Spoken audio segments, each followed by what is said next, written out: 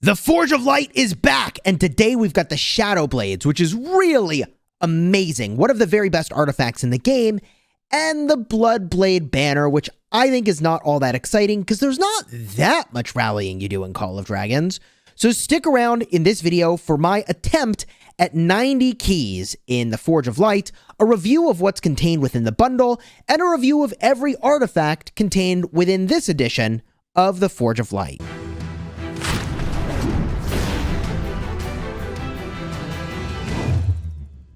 Hello my friends, welcome back. I'm Chisgule Gaming, and today's video is sponsored by the makers of Call of Dragons, and I wanted to very quickly review the artifacts you see in front of you because I plan to open 90 keys today, 90 keys tomorrow, and 90 keys the day after that by buying the bundle, which is a whales move, and I'll talk about what's in the bundle in just a minute. But why is it that I'm interested in this? First of all, the Shadowblades are arguably one of the very best artifacts in the game, and they are also, at least at the time of this recording for Season 1, absolutely the best artifact you could drop onto your marksman. That is your ranged archer unit. So the Shadowblades are very easy to understand. There is a relatively low rage cost, which is the requirement to actually use them, 1,200 rage, and it deals damage to 5 enemy legions in a rectangle in front of you. Now that range is not amazing, but it's good enough. And when it's maxed out, you're looking at 24% marksman unit attack. That comes from the dust that you use, that you get from battling the dark creatures. And then by starring it up, you can get a max of 22% legion attack. Now that's just in Season 1. In later seasons, there are higher star levels, and you can get even more from the star level benefits. At max, there's 3,600 damage factor, which is insane. And it deals 15% less damage per additional target, but it's still so much damage, so fast. You know when somebody hits you with a maxed out Shadowblades, but even unmaxed, I'm hitting for like 10,000, 9,000 pretty consistently, and that's with a base damage factor of 1,800. So I have the Shadowblades currently. I am using them. It is in fact, it is the very first artifact I took all the way up to level 40 and also 4 stars because we just know it's that good. Now, the funny thing about that is that right now I'm not using my marksman very much, and that is because their range is shorter than mages, which means you get targeted first. So I still haven't figured out the very best way to be using my marksman. I know I want to, but also my marksmen basically get wrecked while my mages do damage, which is a little bit weird. That's maybe topic for a separate video. Let's review the other unit type, or the other artifact that's in here, the Bloodblade Banner. Now this is a rally item, which like, you could use a not rally item and still rally stuff. Like you don't need a rally item in order to rally, but maybe, hypothetically, it is good for hitting things like cities. So what does this do? When in battle, your rallied army deals damage and gains physical keen every 30 seconds. Let's show the max attributes. It's going to be 1,300 damage factor, and the physical keen is giving you a physical attack of 10% for 10 seconds. Now, you can't actually use artifact activated abilities when you're rallying. But this is not an activated ability. It's all passive. It happens all on its own. This will, from dust, go to an upwards of 24% rallied army attack and 22% legion defense. I don't exactly know which units this is best for, and I don't even know if this is exactly the meta. There may just be other artifacts that are better, or perhaps this is the meta item. I mean, we're just going to have to do more rallying and see, but like, there's not that many times you rally.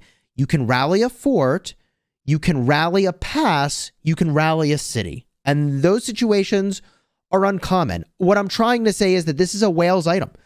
Even if it is meta, you only need so many people on your server, in your alliance anyways, to have one of these. So between the two, when we go to the Forge of Light, what am I going to pick? I mean, obviously, it's the Shadowblades, okay? So the Forge of Light is an event that requires a special key. That special key you can buy from a bundle, or you can get 5 per week from the exchange. I would definitely recommend using the exchange if you have excess tokens that you can exchange over here from your artifacts. Most people don't, however, have a ton of extra artifact tokens to spare. So at some point, perhaps you'll be able to accumulate some of these, but for the most part, this is a spender's event.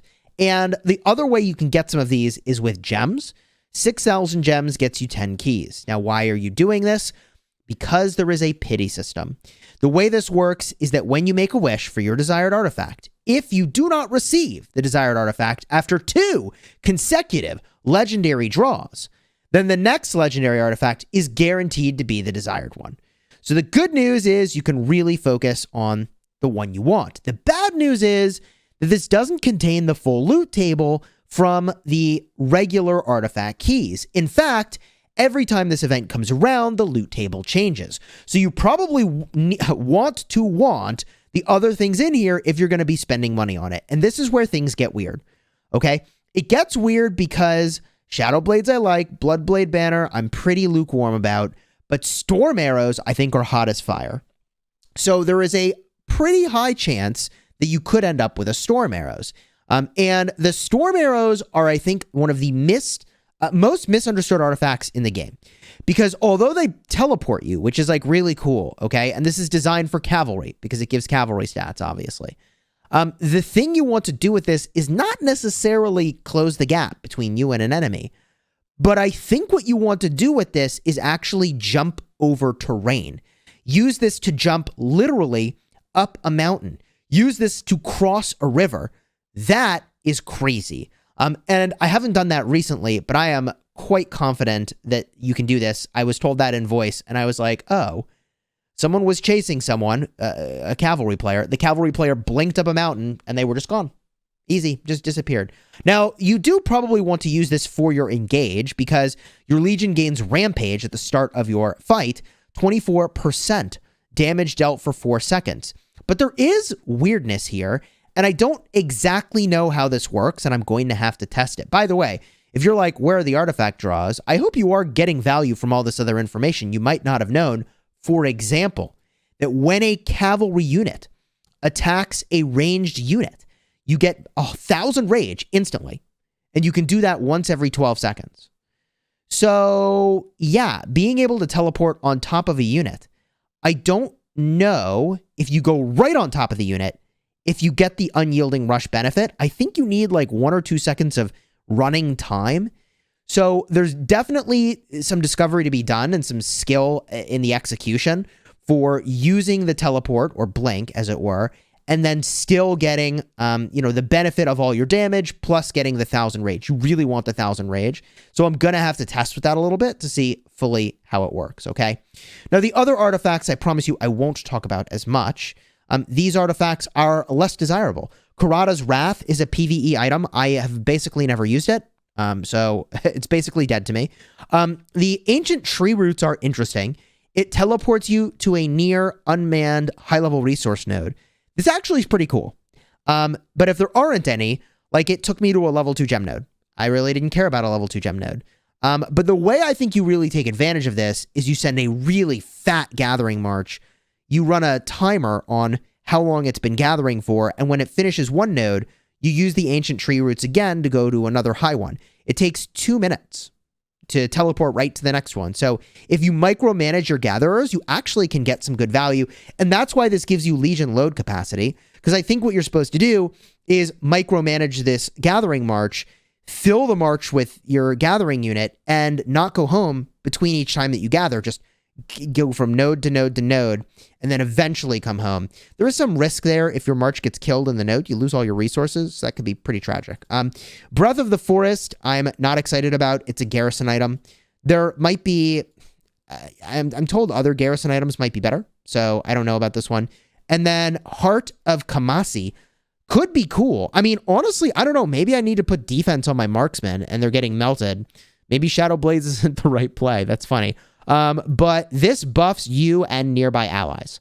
It gives 30% attack, 30% normal attack damage, and it lasts for 10 seconds. I mean, it ain't bad, and it's giving you a cool, 46% defense in total. So, I don't know. I'll keep my eye on this one. But for now, we're going for Shadowblades, so that's not like I'm going to use it anyways. GG. Oh, okay. One last thing before the draws. How did you get your keys, Chisgule? I bought them. It's $185, okay?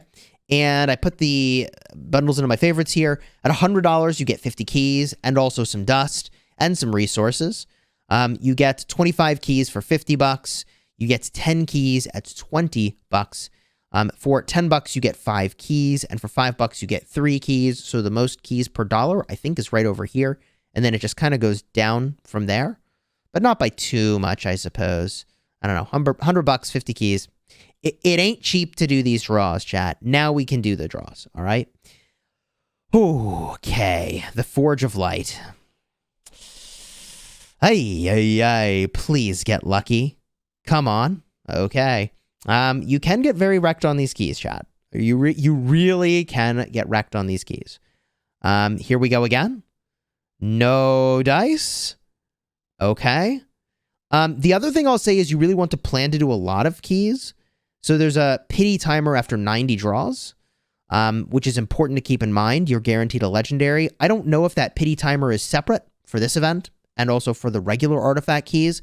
The other thing you want to keep in mind is your overall wish counter, which is why I think it's designed so that, like, you would expect to get, I think, 1 legendary artifact for the $185 that you spend. Yikes. So I think this event is designed with the pity system, if you get unlucky, to guarantee you get one of them after almost $600, I think, of invest into these keys. Hi-ya! Here we go. Come on, baby. Come on, baby. Heart piercer. All right, GG. Come on. Yes! Okay! Chat, we got a legendary. Okay. 50 keys in to get our first legendary is not so bad. Where is it? Okay? Bro. Breath of the Forest? Golly. It's not even the pity item that I was really looking for. Ooh. Man, that's really painful. I mean, I'm not going to be garrisoning with that. But the good news is, in the next season, okay, season 2, you need legendaries as fodder to get to like 5 and 6 stars. So, fodder, chat, it's fodder for me. GG. Here we go. Yikes. Okay. Few more keys. Come on. Okay, that's 20 keys without getting a legendary. Here's 30 keys without getting a legendary. And here's 40 keys without getting a legendary. So we'll have to remember I've gone 40 keys without getting a legendary, which is fine. We managed to our pity timers here. And one of those pity timers is right over here. I'll fish my wish eventually in the Forge of Light. GG. Do me a huge favor, throw a like on the video. Consider subscribing to the channel if you enjoyed this one. I am definitely going to open more of these keys, either on stream or in another video, so you're not going to want to miss that. And if you want to see the last Forge of Light, where there was the special artifact for Lilia, card will be in the end screen for that. Alternatively, this morning, I wailed up like a madman, and I'm almost at T5 Cavalry. In fact, I might go to T5 Cavalry tomorrow. So if you want to see the stream where there was a ton of fighting, and I wailed like crazy, and now I'm on the doorstep of T5 Cav, card will be in the end screen for that video as well. I think you'll enjoy it.